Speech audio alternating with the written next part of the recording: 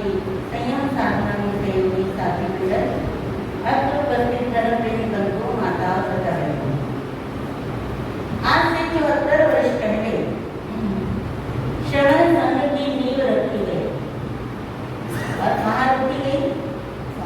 सागरी में सन 1952 में। जबकि हमारे बहुत सारे आचार्यों ने, बहुत सारे प्रतिष्ठित पदों के अधिकारी साधु वृंद ने एक बलिदान का परिचय दिया, अपने ईगो का, अपने अभिमान का, अपने सम्मान का उन्होंने सहर्ष संघ को न्यौछावर कर दिया। तो ये त्याग और बलिदान का दिन, अक्षय तृतीया का वो पावन दिन जब श्रवण संघ बनाया गया। देखिए, गच्छ अलग होता है और संघ अलग होता है। गच्छ एक संप्रदाय को कहते हैं, लेकिन संघ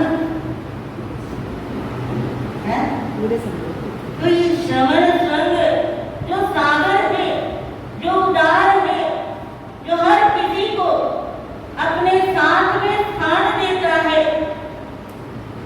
इतनी उदार वृत्ति वाला ये श्रवण संघ, जिसको बने हुए कितना समय हो गया?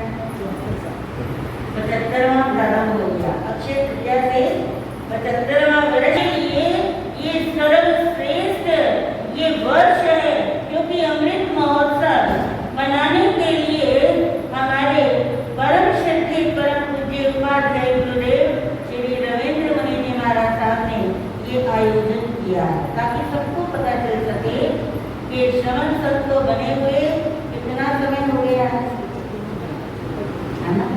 जिसे क्या कहते हैं? अमृत महोत्सव, डायमंड जूबली, है ना? क्या बोलते हैं आप अपनी भाषा में? हम तो बोलते हैं अमृत महोत्सव, और आप क्या बोलते हो? हाँ, तो देखिए, ये है ही अमृत बांटने वाला, ये अमृत पिलाने वाला श्रवण संघ है। यदि कभी किसी भी संप्रदाय को, किसी भी संत को, किसी भी साध्वी को, किसी संप्रदाय के श्रावक श्राविका को अगर कोई दिल्ली में काम कर जाता है, तो मैंने प्रत्यक्ष में देखा है, हमारे गुरुदेव श्री रविंद्र मुनि जी महाराज साहब उसी समय करने के लिए क्या हो जाते हैं? तत्पर हो जाते हैं। तो ये कौन है? श्रवण संघ है। श्रवण संघ में ऐसे ऐसे हीरे हैं, ऐसे ऐसे मोती हैं। लोग तो कहते हैं श्रवण संघ ढीला है। भाई बिल्कुल ढीला तो है, लेकिन कषायों में भी ढीला है, क्योंकि उसको किसी के प्रति भी ना द्वेष है, ना नफरत है। हर किसी को प्यार से गले लगाते हैं और साथ में बैठकर गोचरी करवाते हैं। लेकिन ये बातें किसी अन्य संप्रदायों के अंदर नहीं मिलती। वसुदेव कुटुंबकम की भावना यदि आपने देखनी है तो वो कहाँ मिलेगी? कहाँ मिलेगी? श्रवण संघ में। तो कुछ पंक्तियां रात के समय लिखी हैं।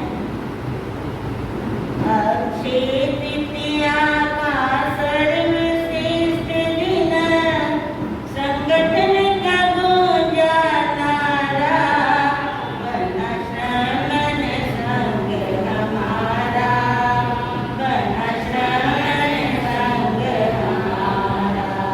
अक्षय तृतीया का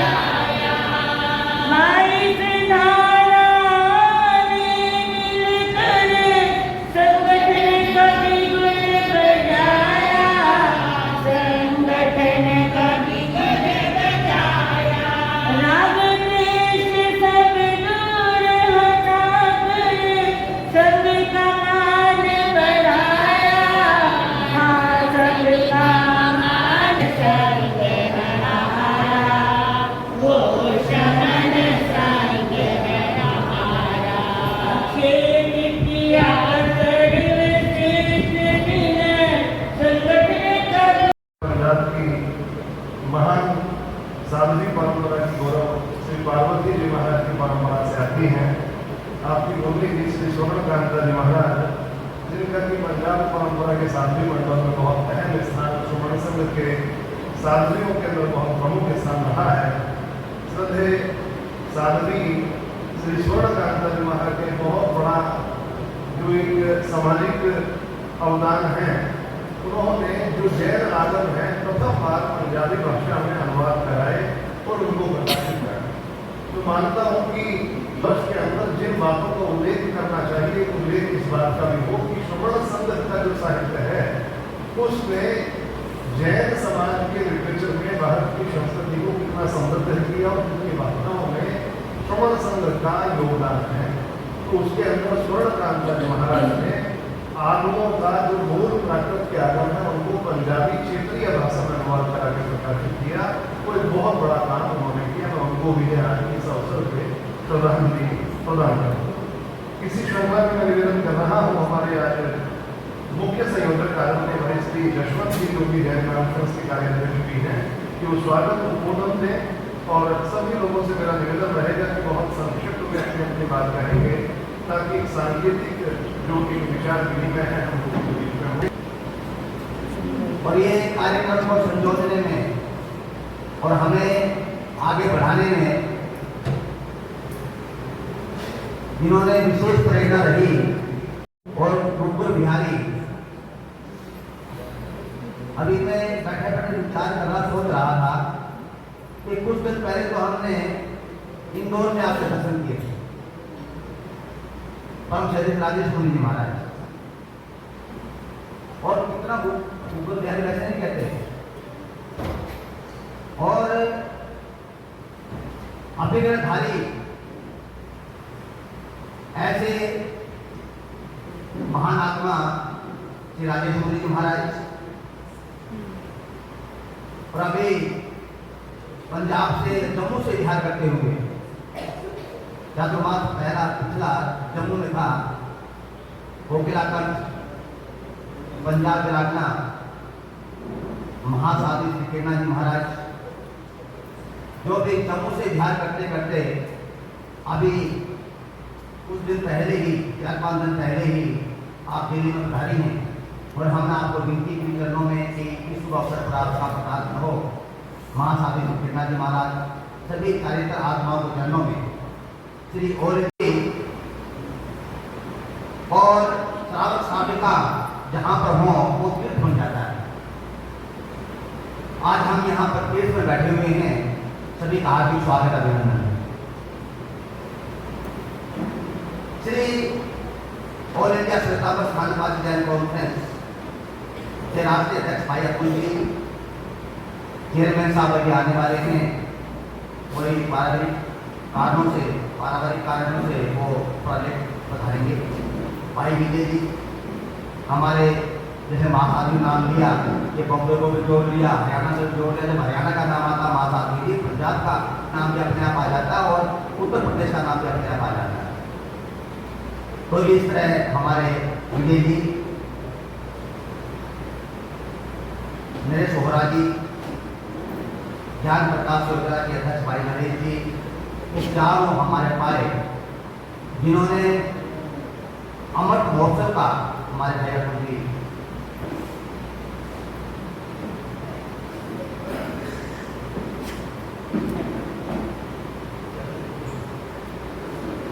भाई आदित्य से रविंद्रनाथ जी पहुँचने वाले हैं।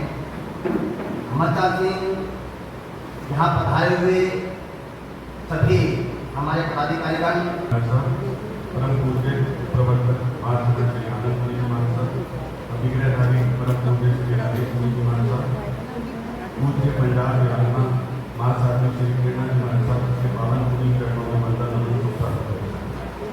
माननीय राष्ट्रीय अध्यक्ष श्री अतुल जी जैन, राष्ट्रीय चेयरमैन श्री युवा शक्ति के किसी भी संगठन की ऊर्जा, गति और भविष्य होती है यदि युवा अपने धर्म, संस्कृति और संस्कारों से जुड़ा रहेगा तो समाज को भविष्य सुरक्षित और सशक्त रहेगा। इसलिए अमृत महोत्सव वर्ष में हमारी प्राथमिकता केवल कार्यक्रम आयोजन करना नहीं, बल्कि युवा साथियों को श्रमण संस्कृति से जोड़ना, उन्हें सेवा, नेतृत्व और समाज निर्माण के लिए प्रेरित करना है। आने वाले एक वर्ष में युवा शाखा देश भर के विभिन्न कार्यक्रमों के माध्यम से सक्रिय भूमिका निभाएगा। अहिंसा रैली, सेवा परियोजनाएं, आत्म ध्यान शिविर, डिजिटल जन जागरण, पर्यावरण संरक्षण, रक्तदान, सामाजिक सेवा और धर्म प्रभावना जैसे अनेक कार्यों में युवा शक्ति अग्रणी भूमिका निभाएगी। मैं देश भर के सभी युवा साथियों से आग्रह करता हूँ कि अमृत महोत्सव को केवल देखने का नहीं बल्कि जीने का संकल्प लें। प्रत्येक युवा अपने नगर, शहर, अपनी शाखा और अपने परिवार में इस अभियान को सक्रिय सहभागी बने। समन संघ की 75 वर्षों की गौरवशाली यात्रा को नमन करने और आने वाले भविष्य के लिए संकल्प लेने का पावन अवसर है।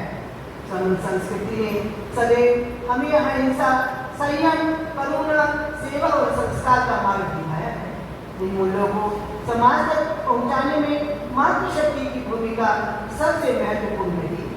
घर का पहला विद्यालय परिवार और उस विद्यालय की पहली शिक्षिका माँ होती है। इसलिए धर्म जागरण की शुरुआत भी परिवार से होती है। राष्ट्रीय महिला अध्यक्षा के रूप में मेरा विश्वास है कि यदि प्रत्येक महिला इस अमृत महोत्सव को अपना अभियान मानकर आगे बढ़े तो हम लाखों परिवारों तक धर्म, संस्कार और सेवा का संदेश पहुंचा सकते हैं। अमृत महोत्सव वर्ष में महिला प्रकोष्ठ को आदरणीय अध्यक्ष जी के द्वारा जो देव गुरु धर्म के प्रति समर्पित है, ऐसे हमारे आदरणीय अध्यक्ष जी के कार्यकाल में ये हमारे लिए एक बहुत बड़े गौरव की बात है कि इनकी अध्यक्षता के कार्यकाल में समन संघ के अमृत महोत्सव का यह शुभ अवसर हमें मिला है। हम सबको मिलकर आचार्य भगवान के आशीर्वाद से, गुरुदेव श्री रविंद्र मुनि जी महाराज के आशीर्वाद से एवं सभी गुरु भगवान एवं महासाध्वी जी के आशीर्वाद से हम इसे एक ऐतिहासिक रूप देंगे। तो हमारे आदरणीय अध्यक्ष जी ने हम महिला शाखा को भी कुछ कार्य सौंपे हैं, जैसे कि परिवार संस्कार जागरण, बेटी बचाओ बेटी पढ़ाओ, इस पर हमें विशेष ध्यान देना है और हमारा ये कार्य अब प्रारंभ भी हो गया है। आत्म ध्यान शिविरों में सहभागिता, अहिंसा रैली, सेवा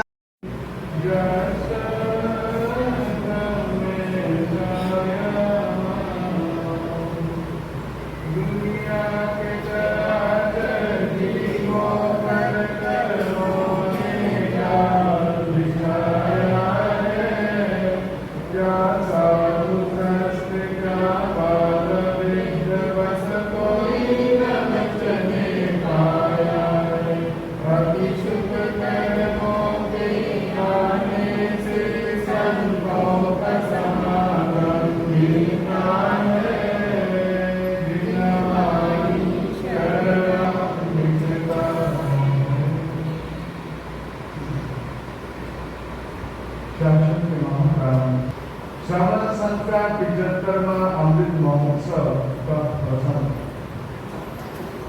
आप सभी को जैसा विदित है, समन संघ के निर्माण में हमारे पूर्वज पुरोधा महापुरुषों का विशेष योगदान है। अपनी अपनी परंपराओं का व्यामोह छोड़कर, अपने पदों का त्याग कर एक संगठन के निर्माण में अहम भूमिका महापुरुषों की रही है। आज भी हम समन संघ की बात कर रहे हैं, 75वां अमृत महोत्सव मना रहे हैं। उसमें श्रेय और योगदान हमारे पूर्वज पुरोधा संतों को है।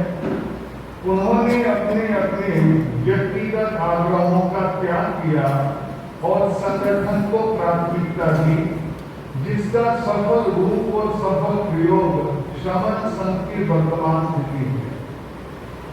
समन संघ एक विशाल धर्म संघ है, जिसका सफल नेतृत्व समन संघ के चतुर्थ पट्टधर आचार्य सम्राट परम पूज्य श्री ऋषि मुनि महाराज साहब कर रहे हैं।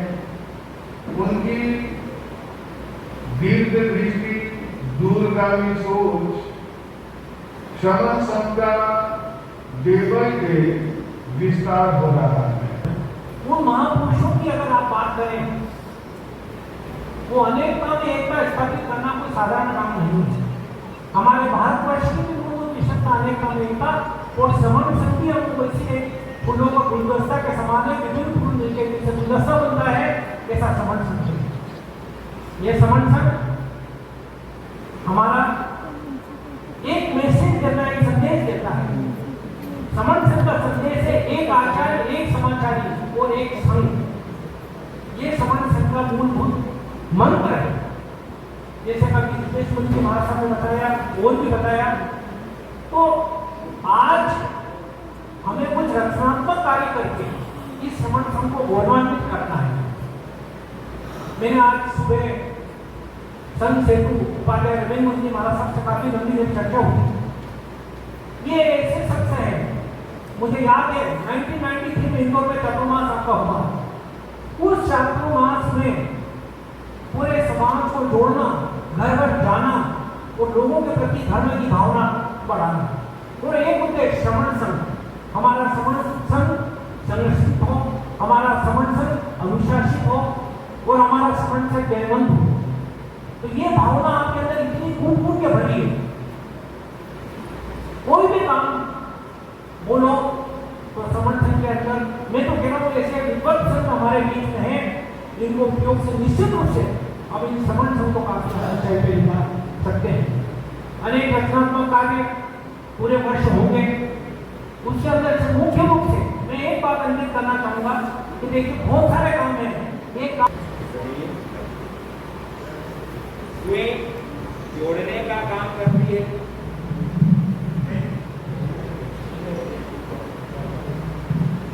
जोड़ने का काम करती है। सुई जोड़ती कब है?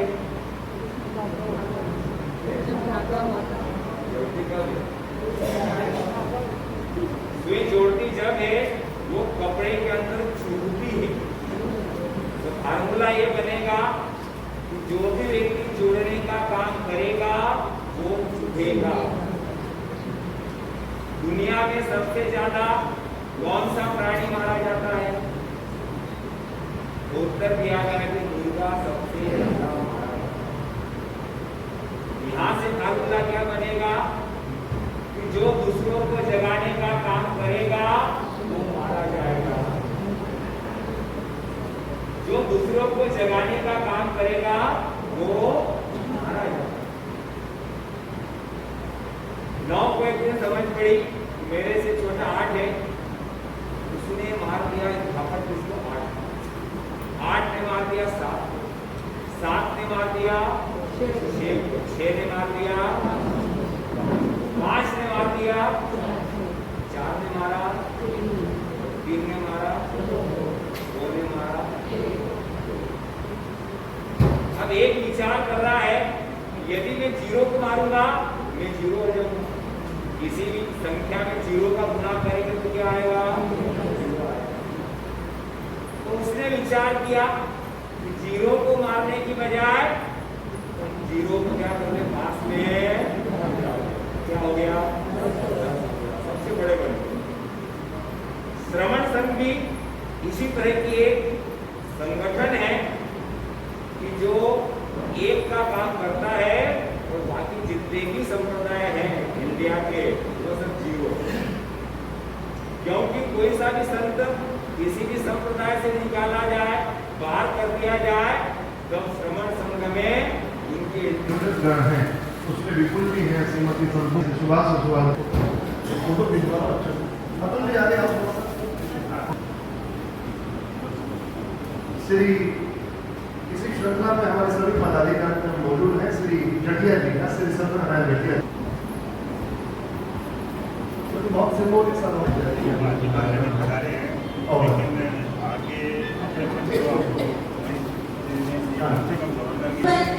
जय सुखदारी जय समता के हो मेरु शिखर जय संत आपका यशधारी जय श्रमण संघ हो जय शासन जय सन्मति पथ जय सुखकारी।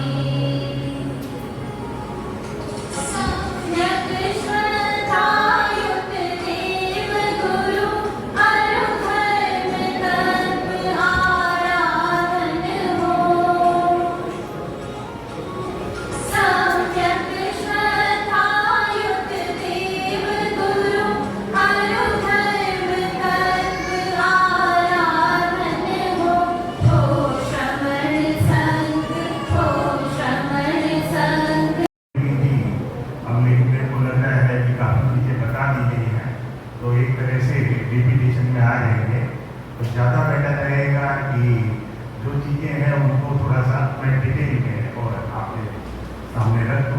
सबसे पहले ये जैन कॉन्फ्रेंस के लिए और हम सभी के लिए बहुत बड़े सौभाग्य की बात है कि पूज्य आचार्य भवन में और श्रमण संघ अमृत महोत्सव और जैसे एक विशाल आयोजन उत्सव की तैयारी के लिए और जैन कॉन्फ्रेंस को आशीर्वाद दिया कि पूरे देश में और इस अमृत महोत्सव को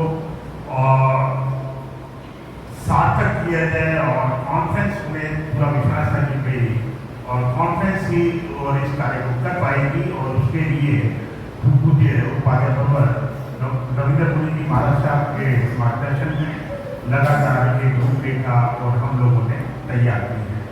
और लेकिन जो अमृत महोत्सव वर्ष और मूल रूप से इसका जो साथ निकलना है कि भाई पूरे वर्ष और हम लोगों ने अमृत मंथन करना है और बाद में उस अमृत को वापस आए और बांट देना है। सबका सुन लिया, सुनते ही अब बोलने अब क्या रहेगा उसमें मुझे हिंदी कम आता है, मैं क्षमा मांगता हूँ। सगड़ा भावार्थ था उसमें सब कुछ आ गया है, तो इसलिए आज इस कार्यक्रम की वजह से ऐसे शब्द कान पर आना इसको भी भाग्य चाहिए। और ये जिसमें आज जो भी इस प्रोग्राम में है हकीकत में एक भाग्यवान है। और आज श्रवण संघ क्या है क्या नहीं है उसमें जो आज एक किताब का प्रकाशन हुआ है तो उसमें रविंद्र मुनि जी महाराज साहब इनको मैं कल पहली बार के आसपास ऐसे साधु साध्वी थे और हैं जिन्होंने देश की भिन्न भिन्न यूनिवर्सिटियों कॉलेजों से बीए करा, एमए किया और पीएचडी किया। तो लगभग 105 साधु साध्वियां श्रवण संघ में पीएचडी यानी डॉक्टरेट के साधु साध्वियां हैं जिनके विषय हैं संस्कृत, प्राकृत, हिंदी, साहित्य, इतिहास, आगम, दर्शन, इन विषयों पर उन्होंने पढ़ाई करी है। और इतने पीएचडी करने वाले साधु साध्वी अन्यत्र संघों में देखने में नहीं आते। हालांकि इसका कभी आकलन नहीं किया। श्रवण संघ के साधु साध्वी और उनकी प्रेरणा से हजारों श्रावक श्राविकाओं ने धार्मिक और सामाजिक संस्थाओं का निर्माण किया है। यह हमारी गर्व का विषय है। सैकड़ों की तादाद में स्थान बनते हैं जिसमें ये आग्रह नहीं रहता कि केवल मेरी ही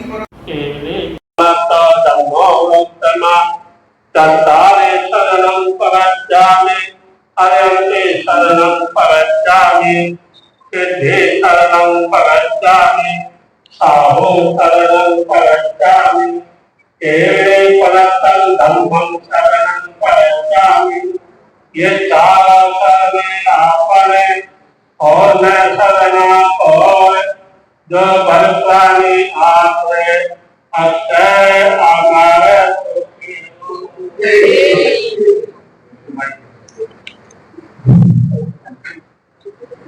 Thank you.